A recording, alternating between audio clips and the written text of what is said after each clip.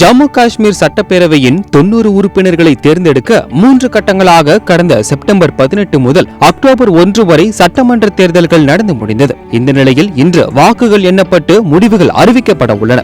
முன்னதாக ஜம்மு காஷ்மீரில் செப்டம்பர் 18ஆம் தேதி முதல் சட்டப்பேரவை தேர்தலுக்கு முன் காங்கிரஸ் தேசிய மாநாடு கூட்டணி ஆட்சிக்கு வந்தால் 5 முக்கியமான வாக்குறுதிகளை நிறைவேற்றுவோம் என்று காங்கிரஸ் தலைவர் மல்லிகார்ஜுன கார்கே அறிவித்திருந்தார். காங்கிரசின் அந்த 5 வாக்குறுதிகள் எவை என்றால், ஜம்மு மற்றும் காஷ்மீரில் உள்ள ஒவ்வொரு குடும்பத்திற்கும் ரூபாய் 25 லட்சம் வரையிலான காப்பீட்டு திட்டம், காஷ்மீரி பண்டிட் பிரிவினருக்கு மறுவாழ்வு அளிக்கப்படும் என்ற வாக்குறுதியை நிறைவேற்றுவது, ஜம்மு மற்றும் காஷ்மீரில் உள்ள பெண் குடும்ப தலைவிகளுக்கு மாதம் 3000 ரூபாய் வழங்கும் திட்டம், பெண்களுக்கு 5 லட்சம் ரூபாய் வட்டியில்லா கடன் வழங்கும் திட்டம், பொது விநியோக திட்டத்தின் மூலம் ஒரு நபருக்கு 11 கிலோ தானியங்கள் வழங்கும் திட்டம் மற்றும் ஓபிசிக்கள் அரசியல் சாசனத்தில் கூறப்பட்டுள்ள உரிமைகளை பெற இடஒதுக்கீடு உள்ளிட்ட உரிமைகளை வழங்குதல் என்பவையாகும். இந்த வாக்குறுதிகளில் மிக முக்கிய இடம் பெற்றிருக்கும் தமிழகத்தில் அறிமுகப்படுத்தப்பட்ட மகளிர் உரிமை தொகை திட்டம் ஏற்கனவே கர்நாடகா, இமாச்சல பிரதேசம், மேற்கு வங்கம் உள்ளிட்ட பல மாநிலங்களில் நடைமுறைக்கு வந்துள்ளது. மேல்கண்ட மாநிலங்களிலெல்லாம் காங்கிரஸ் கட்சி வெற்றி பெற